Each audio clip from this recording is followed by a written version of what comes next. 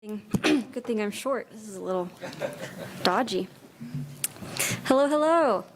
My name is Caitlin Russell. I help with the Ethics Bowl team. I also teach here at the university and work, in administration. I was like, what do exactly I do for work? I'm going to talk a little bit about what Ethics Bowl is. Also, if you're here for my class, there's an attendance sheet in the back. Just kind of sign it on your way out. So Ethics Bowl is a type of debate, but substantially better. Students are tasked with challenging multifaceted cases and together amongst their peers, so they sit on a team of anywhere from 10 to 15 students. I knew that was going to happen. Amongst their peers' different opinions, they have to create a moral solution to complex real-world problems. We take ethics out of the classroom and we put it into action during Ethics Bowl. Over the past few years, we've grappled with discussions surrounding various recent wars, forced retirement, the legalization of drugs, postponed reparations, and of course what we're here for today, the ominous world of AI. As such, Ethics Bowl serves as a vital platform for cultivating ethical awareness and critical thinking skills in individuals and in communities. It offers a unique opportunity to engage in thoughtful discourse, challenging our participants to deal with real-world ethical issues from diverse perspectives. By promoting empathy, reasoning, and ethical decision-making, the Ethics Bowl and ethics curriculum at large not only equips participants with invaluable life skills, but also contributes to the development of a more just and compassionate in society. In addition to all of those many pros, it's also just mad fun, and our team is quite skilled at what they do. At this competition, they've taken home titles and victories against recognized schools like Yale and Harvard. Most recently, this group of students went to Cincinnati and they went head-to-head with Yale, taking home a sweeping victory with a substantial point differential and 4th place in the nation amongst hundreds of schools. We are very proud.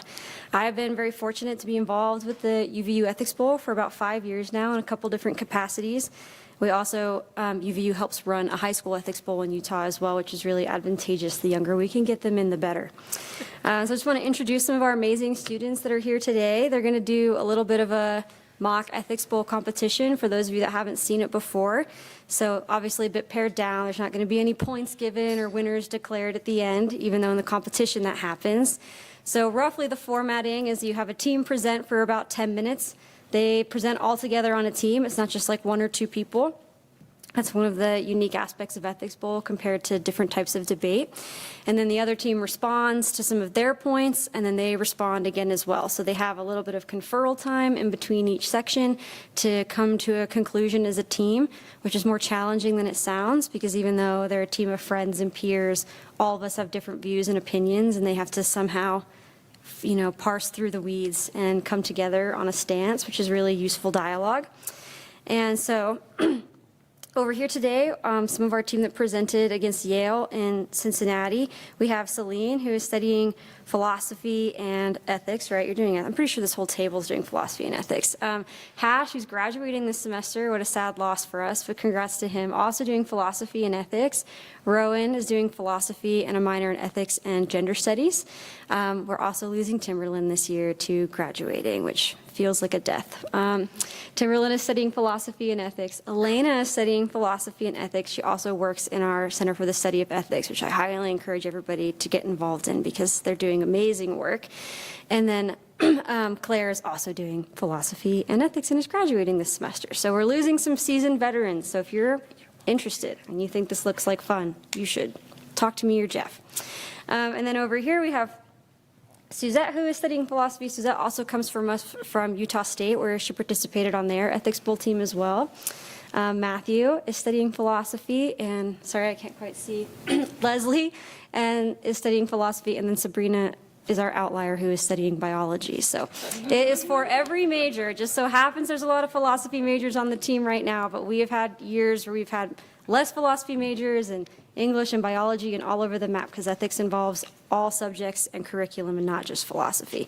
We just kind of love ethics in the philosophy department. Anyway, they're going to present for you today, and we're going to keep time kind of like it's a regular competition so you guys can get a sense for what that looks like.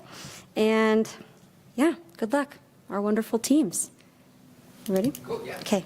I'll be the moderator, so the question today, there's ready to in just a second. There's a question that comes from case 4. They're going to actually summarize the case for you as well, so you have an idea what it's about. But their question will be, what are the ethical implications of using ChatGPT as an author of an ethics bold case, such as in case 4, Rogue's Gallery of Art? So you're going to just kind of summarize the case and you'll jump right into your argument. Thank you, Jeff. So I'm going to summarize case 4, which is Rogue's Gallery of Art. This takes place in Rome, where a graffiti artist named Scribe has started to do graffiti on the city and is seen as quite widely accepted by the public. Many of her views are critiques of feminism and I'm sorry, her artworks are centered around gender equality and women's empowerment. However, the authorities of Rome have started controversy as they have not been able to get many of the permits for their work to be able to be legally put onto the walls. Her supporters, which are most of the public, say that she is doing right and that they are saying her message. However, since she's not going through these proper channels, and the proper channels that she has tried to go through have denied her requests, we are asked if it is ethical for her to continue to post, or to continue to draw graffiti in Rome. I'm sorry, I got really flustered today. We are asked whether this is a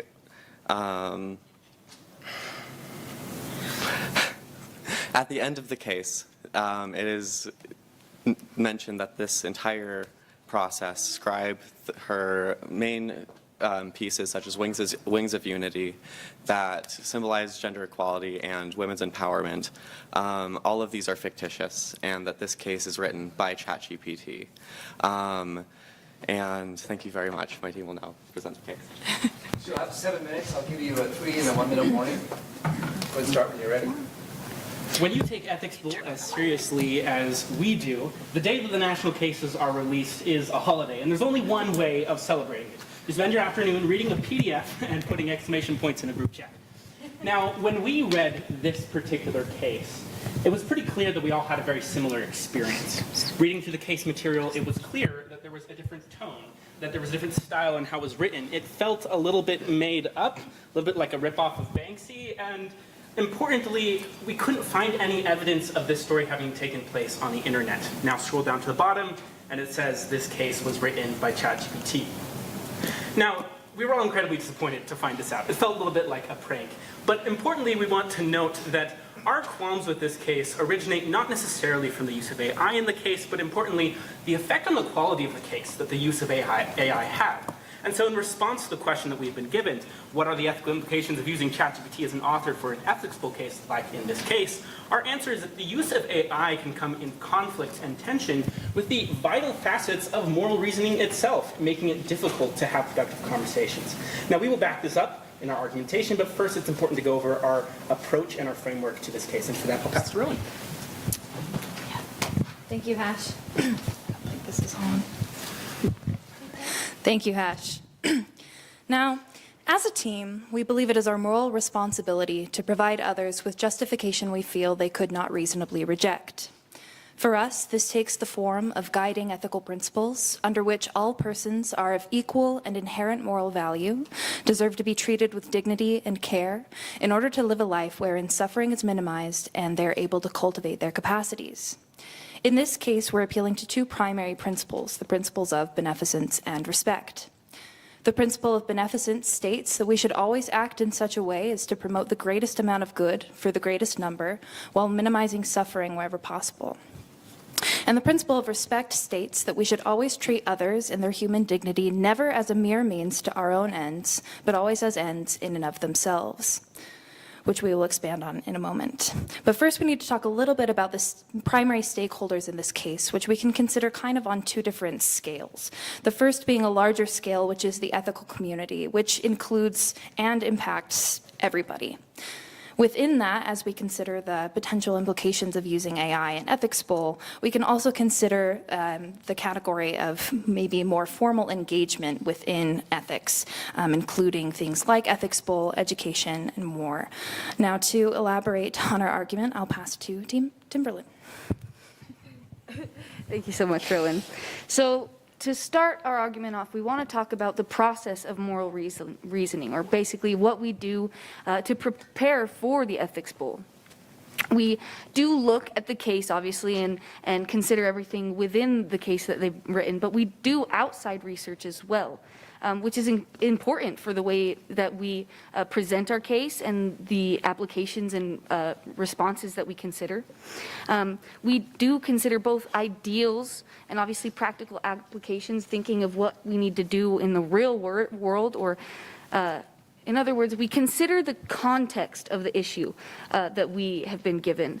And we acknowledge and ensure to include the positioning of the issue within a specific time and place, and with a given history and with specific relationships. We also see that it's very crucial how we frame our presentation, and occasionally we'll frame that material in a way that's different from the case itself because we disagree with the framing. And this is a disagreement with the case writers. We can recognize them as people who are responsible for the way that they authored the case. To finish the argument, I'll pass to my teammate Elena. Yeah, thank you so much, Timberland. So we see the case being written by ChatGPT as altering all of these different metrics we use for moral reasoning that Timberland laid out for us. So the problem with it, and we appreciate that they admit it's written by ChatGPT and approach it as something that is admittedly fictional, because this makes a difference. It matters that they've admitted this. But despite the fact that it's clearly written by ChatGPT, we still have problems with how we engage with the case. It's similar to how you would engage with a hypothetical. So given a fictional case, we would consider the facts only within the case itself. This is a self-contained question, which can be useful. You can imagine we've had some famous ethical dilemmas that exist through considerations of what sort of our meta-ethical theories are, and different sort of philosophical considerations of what ethics is. But we disagree with this as a team as far as what we think ethics should be doing and is doing, in that while abstraction is important, the most important thing we think are real people, and that by taking the case and a question about the ethics of graffiti artists and making it fictional and then presenting it alongside these other cases which are not fictional, we're failing to address the issue of the real people, or address the interests of the real people who are involved, and approach a solution that is involved in a real world. Instead, we're only able to produce sort of abstract considerations that would eliminate the ability to say that the specific graffiti artist matters, that the specific piece of art matters, and that it matters where it's done and with what intention. All these things are important to us in our consideration and are not able to be brought to the conversation in a fictional case. And to conclude, I'll pass to my teammate Claire. All right, thank you. In this case, case 4, Rogues Gallery of Art, we were asked the question, what are the ethical implications of using generative AI like ChatGPT to author Ethics Bowl cases? The conclusion we came to is that the use of AI in Ethics Bowl cases and in ethics in general is not necessarily wrong. However, there are ethical implications in terms of the direction it pushes us into. In terms of what we saw from the argument we presented, when using generative AI, we're pushed toward hypothetical cases due to the limitations of generative AI, which also pushes us toward thinking about ethics in terms of abstraction and less in terms of specific people, relationships, and context. We believe that these limitations violate our principles of respect and beneficence, and therefore we should be careful about how generative AI is used in doing formal ethics. Thank you. Team 2, you'll have 1 minute to confer and then 4 minutes to reply.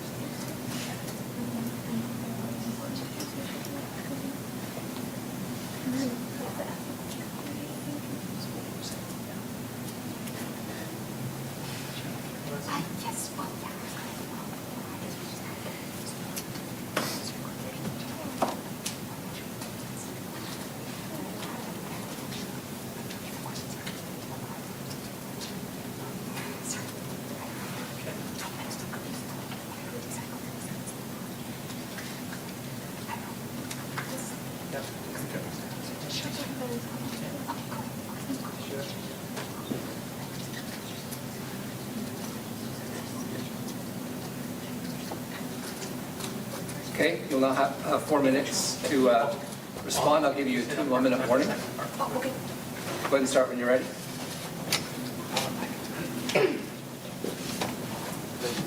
On? No, you have to turn it No, we have to turn them on for them to be on. Makes sense. Thank you guys so much for your presentation. I think for the most part, we largely agree with it, but hopefully we can get a little more into it to just further the conversation and fully understand what you guys are saying. So I think, let's let Sabrina start us out. Okay, I just have a question about what is your guys' position on having ChatGPT write a case about a real ethical issue that does actually exist, that you can't do research about. But if ChatGPT wrote the case, what would be your position? I'll pass back to Matthew. Yeah, and our question was kind of saying I have a slight follow-up. Depending on whether it is or is not okay, like what sort of criteria would you be using in this situation where ChatGPT is writing about a real ethical issue that is currently happening? When would that be an okay thing or a good thing, or would it always be a bad thing, and why would it be that way? And then I'll pass to Suzette. Yeah. Okay, so yeah, I think we agree with you guys. I think my question is, what else can we do to improve the quality of case writing?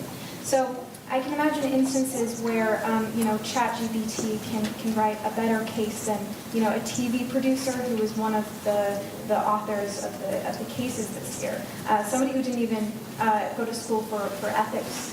And a lot of important issues in the cases were left out. We didn't talk about Roe v. Wade being overturned, and instead we were debating the ethics of a pseudoscience that in the case was presented to us as something that was real, right? So I think there are a lot of other considerations of what makes an ethical, an ethical case, and I don't think that you can just condemn 2 minutes. ChatGPT or generative AI for that. And to talk a little bit more about that with Leslie. So I guess I had a question about the principles that you were using here, where you mentioned this idea that you're violating respect and beneficence, but who exactly is being harmed by the use of these hypotheticals? Because when looking at the role that they play, there's this idea that because they don't involve real people, we can't effectively engage with the ethical dimensions of the problem happening here. But how exactly is it that when we engage with these types of cases, our reasoning changes? And when it comes to the arguments inside the context of fiction, how do we go about making them in a way that gets to the essence of what it is that makes these cases meaningful and discussions along these lines impactful? Basically it seems like most of our questions are just centered around kind of going more into what you see wrong with it and the sort of criteria you're using, whether it would change if it's written about a real thing, or whether, is it not better to be focusing on other parts of the cases that aren't great all the time, like Suzette brought up, and then kind of going back into with the stakeholders and that Leslie talked about, not the stakeholders, sorry, all stakeholders and principles that you guys used. Thank you. Thank you. Team 1, you'll have 1 minute to confer, and then 4 minutes to reply.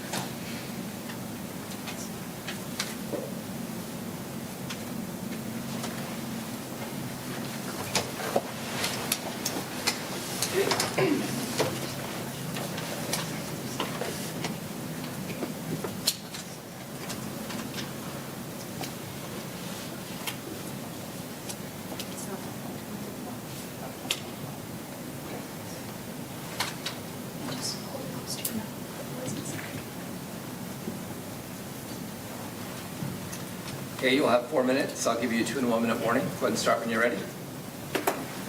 Okay. First of all, we would just like to say thank you so much to the other team for these thoughtful questions. We're really looking forward to the opportunity to explore this issue a little bit deeper and get a little further into it. So first, to answer Sabrina and Matthew's questions about the room, so sorry. We'll go to Elena. After that, Claire is going to speak a little bit to Suzette's question about what considerations should be going into these cases. And then finally, Ash is going to talk a little bit. So sorry. Ash is going to talk a little bit about CIARs. Okay, so to the first question about if ChatGPT would be able to write a case about a real issue, and that we would be okay with it, wondering if there's a difference between whether or not it's fictional and not. So I think that this keys in on the emphasis that we think there is in authorship and being able to hold an author as responsible for what they're writing. So even if ChatGPT does write a case about a real issue, we're able to do that outside research and sort of still consider how things are presented. But in the end, there could be misinformation, and there could be ways that it's presented in a misleading way, and we're not able to consider ChatGPT as like the moral agent. In a way, we would have to pass it on to whoever then finalized or approved letting a language model be the author. And so really this misinformation part is maybe the harm we could identify here, but that in the end, we need to be able to, as brought up in your later questions, identify, who's presenting this information and have an opportunity for being able to consider them responsible. All right, thank you. And Suzette, to address your question about sort of the problems in human authorship of ethics bowl cases that we see, and if ChatGPT could be an improvement on that. Obviously, like any human endeavor, you're going to have some problems with writing human cases. We think best practices would involve things like making sure you have a topic with sufficient nuance that a variety of positions can be taken, and ensuring that they are of a factual nature. But the advantage to having a human author as opposed to ChatGPT is that when there's a case that has information that seems to be wrong or is strange, we can ask questions about why it ended up that way in a way that are obscured by ChatGPT, which we really don't have any reason to see would be more reliable at creating high-quality cases than human authors. And then just finally to end here with Leslie's question, this kind of ties into what Elena was saying, but where is this harm coming from, and how does it connect to our principles? Well, we think that the way that you approach ethics, the way that we've outlined here, is something that is beneficent and respectful, because it deals with real-world situations and provides practical outcomes that can benefit the world. That's how we see the connection between moral reasoning and ethics bowl. And when you have a fictional case, you can have that. So I want to talk about, we had a few cases this year about fiction and about the representation of ethics in fiction. We could talk about, for example, the presence of moral deviance in Game of Thrones, or we could talk about, different issues that appear in Harry Potter. These are issues that have real-world impact that we can ground in reality and create beneficent outcomes for. But because ChatGPT doesn't really give us that connection to reality, we're going to be missing all of that, rich material that is necessary to provide the outcome that we want from moral reasoning and stuff like ethics bowl. It's time. So, I'm going to take this for a sec. We have... It might be off. It might be off. We have two wonderful judges who will ask... They'll just get to ask one question of the presenting team. It's Emily and Alice, so I don't know who wants to ask the question. Yeah, I can go first. My question, and I understand that this might be somewhat speculative, but if you would indulge me, why do you think they included a question written by generative AI? Does anyone want to give their thoughts? Well, I think there is a sort of flippant answer, and then there's a more detailed answer. I think in part of it was to see if they could. It's a new technology that can generate things, so why not see if it can write an ethics bowl case? But I think on a deeper level, I actually think they had an interesting idea in that, in addition to the case material itself, they wanted to see how people would interact with it as generative AI case. In the competition itself, we didn't have a question that directly related to the authorship, but I think that they wanted that to be in something in people's minds and to consider, even if they didn't ask it in the competition, which is why it's nice in this case we could tackle that question more head-on than we were able to in Cincinnati. I also just want to add that this ties into one of the issues that we didn't have time for in our presentation, which is that when you give someone a case that has this meta problem with it, a problem with the way that it's written, it actually kind of de-incentivizes people to engage directly with the case material, and that's another way in which AI disrupts the way that we do ethics. But specifically in that case, we wouldn't fault the AI in that case. That would be a choice on the writer's part, and so that's why we didn't really put it in our presentation.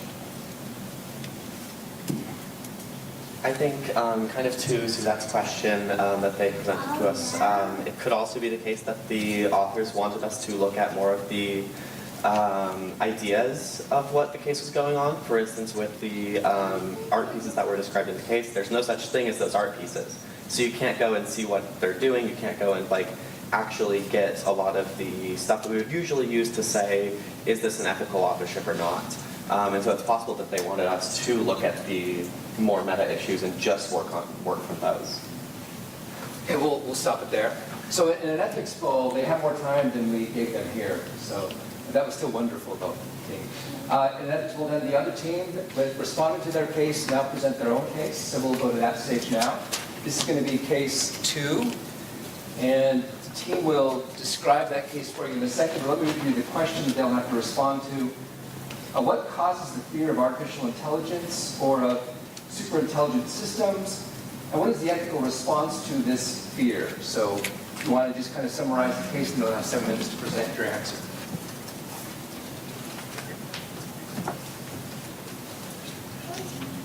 Yeah, so just to summarize this case, I'm just going to read the part of the case that we're specifically responding to and then talk about it a little bit for the intro. So, quote, "It seems inevitable that a superintelligent system will inevitably emerge, an AI system that surpasses human intelligence in virtually every aspect. While many computer programs excel in specific tests, such as playing chess, they do not qualify as superintelligent because their abilities do not go beyond that test. A superintelligent system, often referred to as artificial general intelligence, AGI, would have a generalized intelligence superior to humans in virtually all areas. The greatest existential threat to humanity is often associated with the possibility of AGI, and is linked to the notion of a technology singularity, the point at which technological development becomes uncontrollable and irreversible. A superintelligent system will presumably outsmart any human attempts to control it." End quote. So, to understand why AI singularity is perceived as a very existential threat, we're going to be using a bit of a framework for understanding rationality and irrationality using the proposed methods in civilization. And this work. Your argument? What? You started your argument? No. Okay. Yeah, sorry, I just because I don't want to confuse you guys, but it's okay to give it very quickly for the students what we're talking about.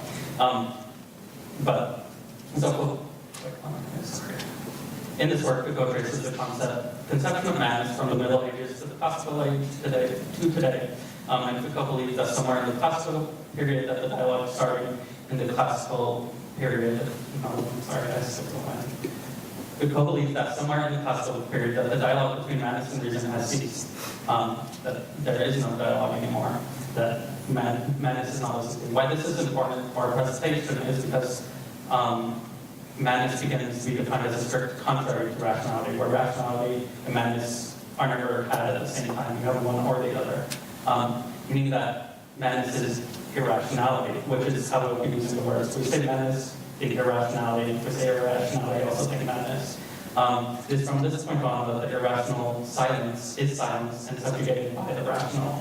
We will argue that our great fear of AI singularity is rooted in the strict division between rationality and irrationality, that what humanity fears is losing our status as the rational beings, and the silence that follows that sort of loss. And now we'll begin our actual comment. I'll give you a 3 to 1 minute warning. Go ahead and start when you're ready. Okay, sweet. Thank you. So for this case, we were given the question, what causes the fear of artificial intelligence or of a super intelligent system, and what is the ethical response to that fear? So our answer is that the rational fear of subjugation is a significant cause of the fear of artificial intelligence, and the ethical response that we should give to this is dialogue that addresses the underlying causes of this fear. So as Matthew said, we'll be discussing and applying Foucault in order to illustrate this. So Foucault wrote Madness and Civilization as an archaeology of the silence of madness, according to his own words, and as an argument for how and why the voices of the unreasonable or mad have been suppressed throughout history. Foucault points out that after the classical period, the definition of madness is always something that is in opposition to reason, and that who defines what reason is are those in power. So, ever since the 18th century, the mad are placed in asylums and cut off from society in an attempt to contain their madness and prevent it from spreading. So the terror of a technological singularity that gripped the writer of the case that Matthew read can be analogous to the fears of being placed in one of these asylums. So Matthew's going to talk a little bit about the great fear that Foucault focuses on, which refers to this idea that if one does go mad, the fear is that their rights will be taken away and they will be cut off from reality and society. So there's this, people are scared of what threatens ideas of themselves as rational animals and, the status at the top of a hierarchy. So our presentation will not focus on the specifics of artificial general intelligence, but rather the underlying causes of the fear of AGI and how these fears point to something more real than a potential dystopian world.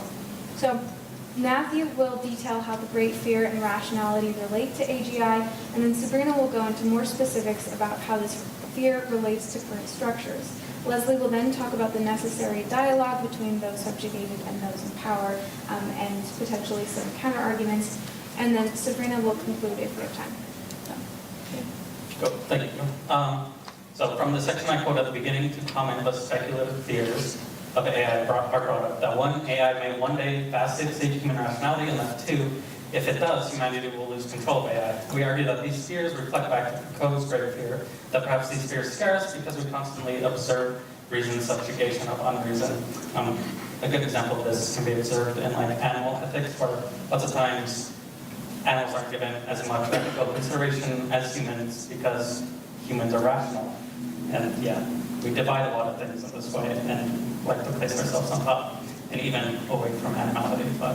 So in Madness and Civilization, Foucault discusses the great fear, as Suzette talked about, in the classical period, and this fear kind of becoming irrational is how I'm going to talk about it.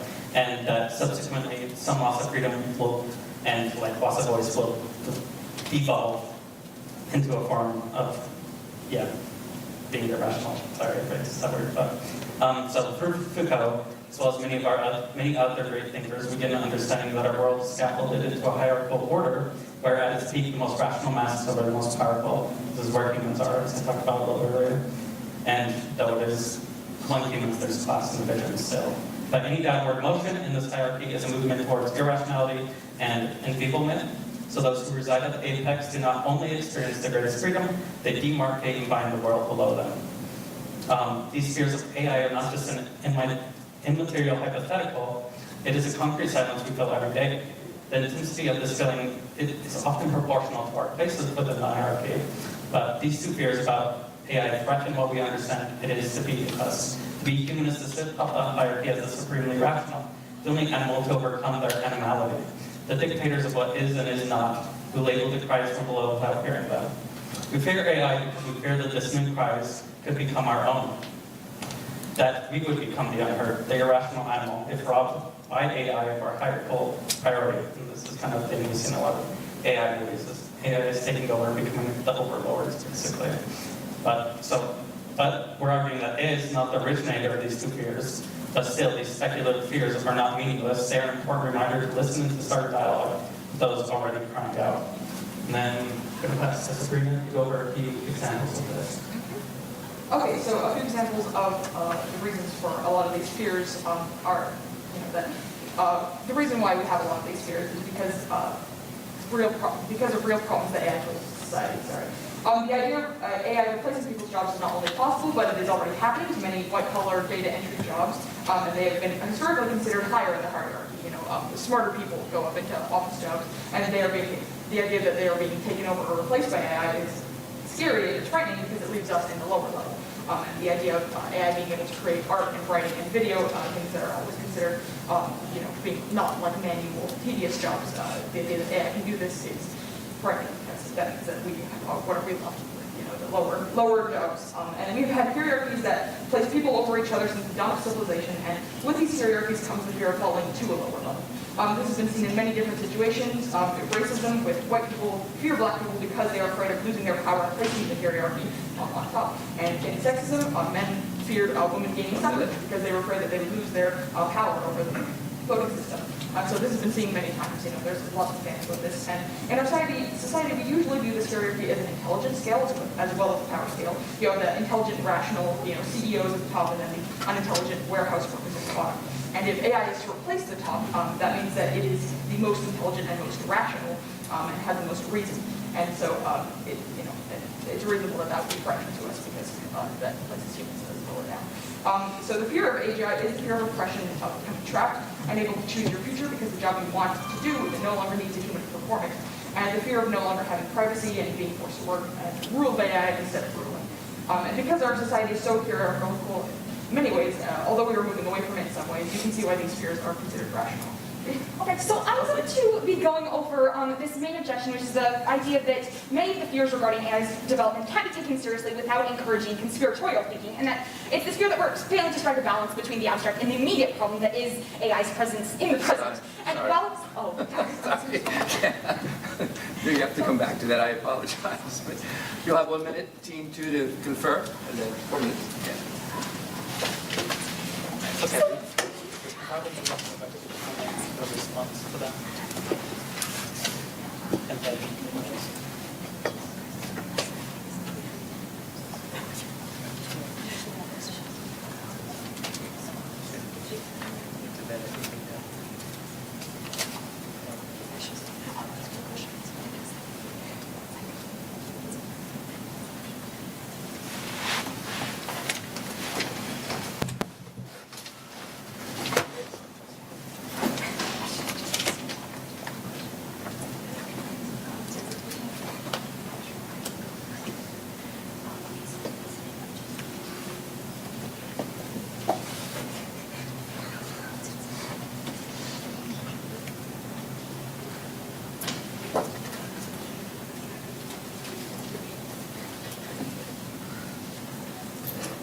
Okay, you'll have 4 minutes to respond. Go ahead and start when you're ready.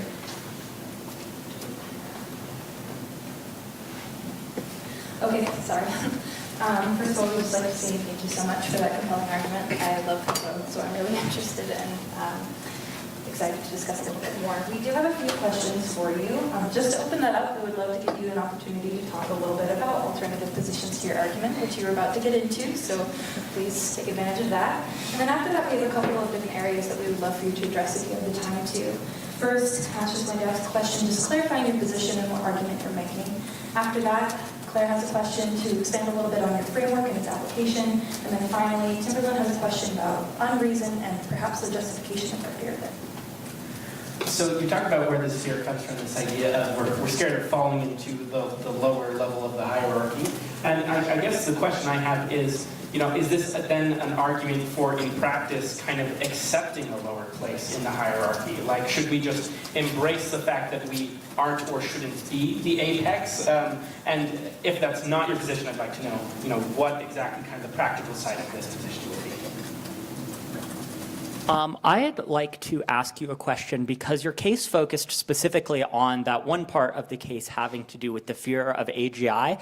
However, it also highlights a lot of other current problems with AI that have to do things like loss of privacy, intellectual property theft, exploitation of workers. And I want to know if your framework can understand and account for those things, and if your solution of engaging in a dialogue that understands the place that reason places in this hierarchical thinking, can actually help to address those problems that are already happening with AI beyond this fear of HAI. All right. And then I wanted to ask whether you think it's best for a society that does fear unreason, whether you think it's best to consider constantly the idea of reason to be the benefit of the population, whether it's something that society should be looking into to develop and work with AI. And also, just to kind of add to that, whether you feel that it's justified to fear the development of AI, given the fact that there's issues with the art world and how there's lots of major movie I don't know the word for that, but you know what I'm trying to say, that are using AI art in their advertising and even in films that they're creating. And then I'll pass to Rowan to talk a little bit, to summarize. Thank you, Timberland. So just to quickly summarize for you, we have three primary things we would love to talk about. First, to clarify a little bit on your position and argument, and within that, talking about how you see your framework applying. Second, to consider the alternative positions, and then we'll also hear what you were going to say there. And then finally, to talk a little bit about the sphere of reason. That's all. Thank you. Team, you'll have 1 minute to confer, and then 4 minutes to reply. Okay.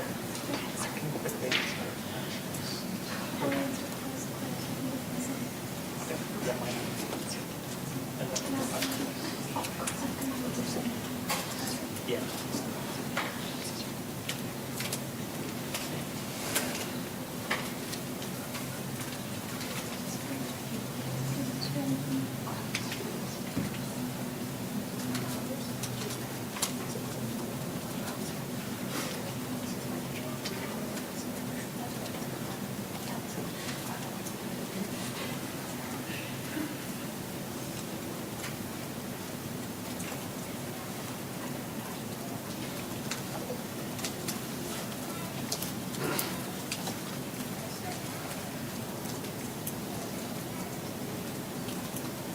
Okay, you'll have 4 minutes to reply. Go ahead and start when you're ready.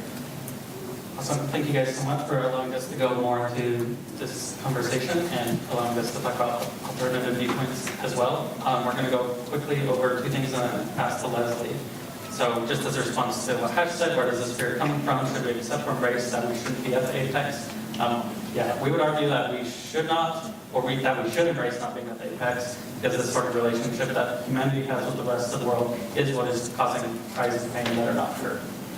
I'll pass this to Okay, sweet. So, yeah, Claire, good question. So this question of, do regulations fit into this framework at all? And I think that, there's a problem when we talk about AI because AI has so many different definitions and it relates to so many different facets of our lives that we don't have time to talk about regulations today. So I'm going to pass it over to Leslie. So I was mostly maybe wanting to try to answer this third question on whether or not we feel it's justified to develop the fear of AI. And I think it's important to note that it is true that much of how we view AI as a society constitutes a major misunderstanding of exactly what it is we're talking about, where there's a direct line tying the internet to artificial intelligence, where the former functions as the database for the latter. And in most science fiction depictions of AI, a tendency has existed to overlook its fundamentally chaotic nature as this predominantly generative, randomized system, rather than something which begins with our control and before breaking previous constraints. So that production of AI has involved, rather than a struggle to recreate human unpredictability, an attempt at reining in a kind of insanity present in its capabilities from the get-go. And as a result of this, determining how intelligent and subsequently dangerous generative AI like GPT software is nearly impossible from our perspective, which makes discussion of its potential for harm difficult so long as we're speaking in advance before this potential conceptual singularity. So our solution then is to create a dialogue to replace what has largely been this monologue, because we can't grasp the heart of the fear surrounding AI without directly conversing with the existential dread experienced among what we often want to brush off as conspiratorial thinking, and we can't hope to fully understand what exactly artificial intelligence is and what it will mean for us as a species without first understanding one another. And this means recognizing what it is that makes AI feel dangerous on an economic and societal scale, which then involves recognizing the place that rationality holds as this collectively idealized principle in our world. And confrontation of our fear of its inverse, which is something we increasingly are facing as we interact with these generative models and the internet at large. And yes. Yeah, and I think I guess I want to mention how ChatGPT exists right here and now. It can be described as kind of an entity playing a character of a rational person, and it's when it breaks this that we think of it as you know, something that we shouldn't be afraid of. And I think this presence which AI holds when we engage with it reflects the values of our society. That is this character that it's playing, and it's these which we have to understand and change if we're to make sense of this question. All right, I'm just going to reread the question and then Sarah answers it, and then we'll be done. What causes the fear of artificial intelligence or the super-intelligent systems? And what is the response to these fears? So we answered that causes the fear of these is kind of this fear that we've had for a long time of not being the sort of rational beings of the world, and kind of we're just afraid of losing that because we see how we treat other people or animals or things that do not have the status of rational being. And what is the ethical response to this fear? Let's go into a bit, but this is Foucault's answer as well, is to restart a dialogue with this sort of madness or irrationality. Thank you guys. Very good. Keep it on.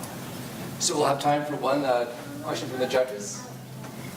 Yeah, so you guys already touched on this a little bit, but my question is it really the most rational beings that have the most power in society? And should an ethical consideration also be as rational as we can make them? And so if AI is the most rational, would AI make the most ethical decisions?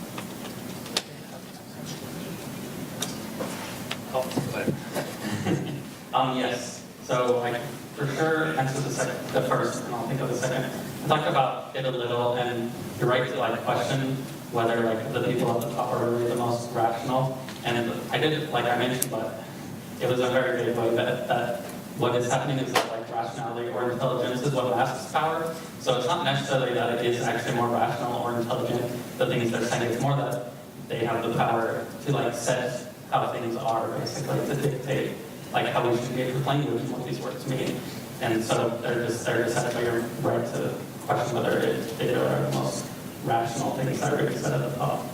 And then I don't know if anyone had a response to the second part.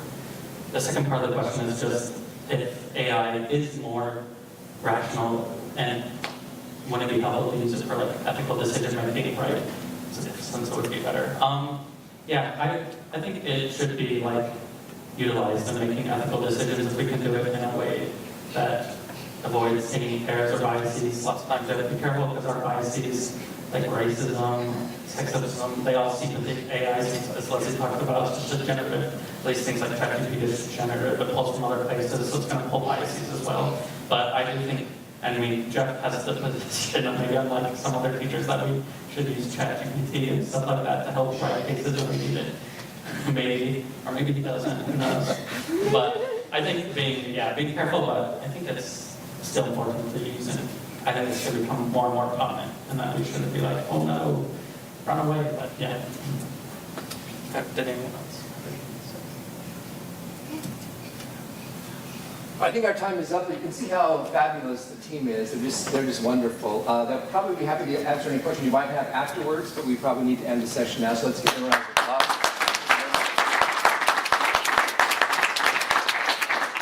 Our next session is on